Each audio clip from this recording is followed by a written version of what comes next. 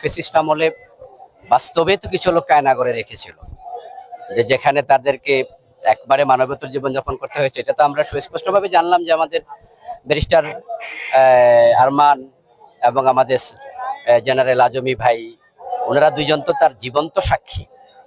এছাড়াও আরো কত আল্লাহর বান্দা আয়না করেছিলেন, তার তো কোনো হিসাব আমাদের কাছে নাই। আসলে জালেমদের চোখের পানি তো জমা হয়েছিল আল্লাহর আরশে, যার কারণে তো শেখ হাসিনার এই পতন হয়েছে। তো আজকে এটা ভালো লাগলো দেখে যে আসলে আমাদেরকে আবার 1 বছর আগে তারা ফিরিয়ে নিয়েছে। এই দৃশ্যগুলো আমাদের চোখে বারবার ভেসে ওঠা দরকার। তাহলে আমরা অতীতকে মনে রাখতে পারবো, সামনে আগানোর সাহস পাবো। কারণ যারা ইতিহাস থেকে শিক্ষা নেয় তাদেরই পরবর্তী ইতিহাস ভালো হয়। তো আমরা দীর্ঘদিন পর্যন্ত শেখ হাসিনা শাসনের যাতাকলে ছিলাম, আলহামদুলিল্লাহ আল্লাহ আমাদের মুক্ত করেছেন। এখন এই শোককে শক্তিতে পরিণত করে সামনে একটা ভালো দেশ আমরা চাই, একটি শোষণবিহীন, চাঁদাবাজ মুক্ত এবং সুশাসনের বাংলাদেশ। এবং আজকের যে আয়োজন, এই চমৎকার আয়োজনের সাথে আমরা একাত্ম, তাই দেখতে এসেছি, খুব ভালো লাগলো। ধন্যবাদ।